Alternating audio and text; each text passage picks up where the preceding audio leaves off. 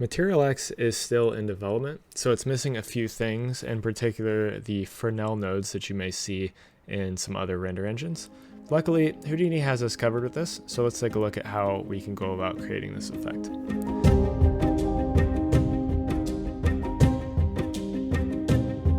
So this was actually pointed out to me in my Discord, so shout out to my Discord people for letting me know that this node exists. So I figured some other people probably didn't know that this existed inside of MaterialX and Houdini, so I figured we would share it.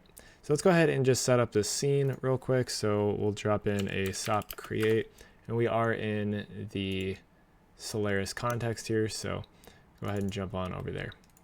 But let's drop in a rubber toy and just disable the shader because we don't need that. Let's drop in a few things here. Let's just control click on our camera here. And let's set this back to Houdini GL for now. Let's create a dome light. Let's also create our karma render settings. Wire those on in and we should be all set. Let's create our material library. And let's make sure we are doing our karma render settings for later. Let's assign our shaders to our geometry and then we'll plug this in here in just a second. Let's dive inside here. And this is actually called the MaterialX facing ratio. So this is a Houdini specific node, which you can see because it has this Houdini icon with the MaterialX logo next to it. So any nodes that are Houdini specific won't transfer over to other software if you are attempting to do so. So the documentation for this is actually really good. If you don't know, the SideFX team is actually updating their documentation. So there are some things that are becoming a lot more useful. Particularly, they're adding things like this how-to, which essentially just walks you through how to create this sort of an effect.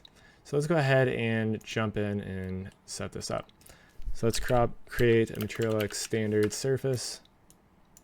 Need that here in just a second. But if we take a look at this node, there's some inputs that we have to give it. And if we look at the documentation, you can see the first input is going to be the vector from the camera to the object. And then the second is going to be the surface normals of the object. So we can do a karma ray import, again, another Houdini specific node. You can wire that into the first input. And we want to change this to a vector 3 because, like I said, it's going to be a vector from the camera to the surface of the object. And then we have some options for variables in here. So we want the ray direction one. It is called ray direction and then vector in parentheses. So just select that one and it'll populate this into here. And then we need to also provide it our normals. So we'll do MaterialX normal node. Just wire that into our input there. Now we also need to just multiply this to MaterialX multiply node.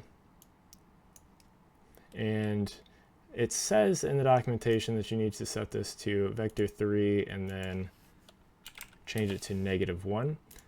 But I found that's actually not even necessary. I'm not even sure if you actually need this. We'll test that here in a second. But it gives the same results whether you have it set to vector 3 or this vector 3 FA, at least as far as I can tell. Like I said, we'll take a look at that here in just a second. And then in here, we need to drop in a multiply MaterialX node, or sorry, not multiply, but a MaterialX mix node. Wire that into the minimum, and then we'll change the signature to a color. And let's just select maybe this blue color and then like this pink.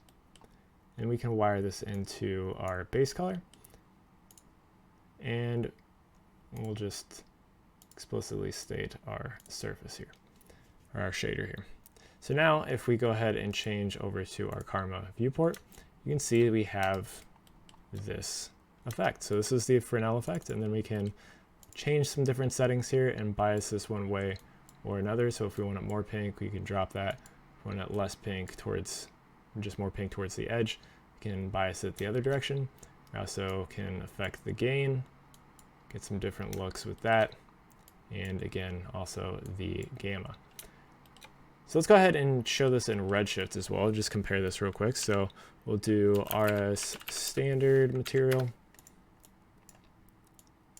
and then we'll do an RS Fresnel, just to show you that it is the same sort of thing. So we'll wire this into base color. We're going to change this curve fall off to 1 and disable the use index of refraction. And I'm going to go ahead and just set an angle here for our camera. Let this just clean up for just a second. And then I'm going to take just a quick screenshot of this using the snipping tool. And let's go ahead and switch over to Redshift and switch our material as well.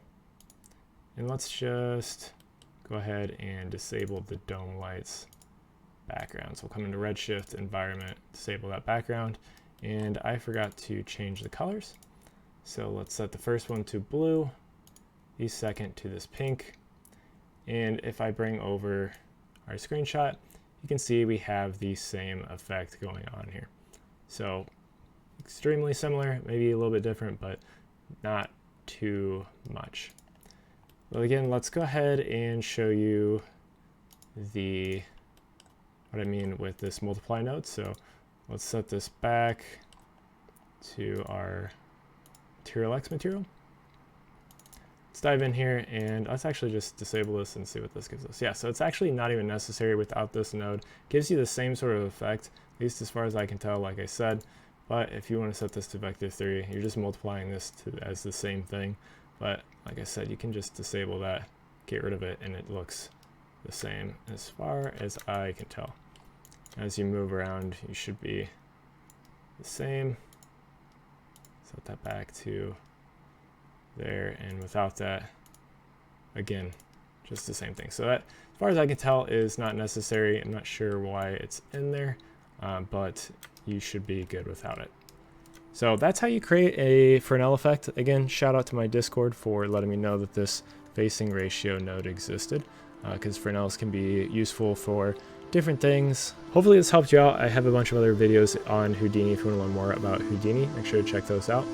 But like I said, hopefully this helped you out. Thank you guys for watching, and have a good day.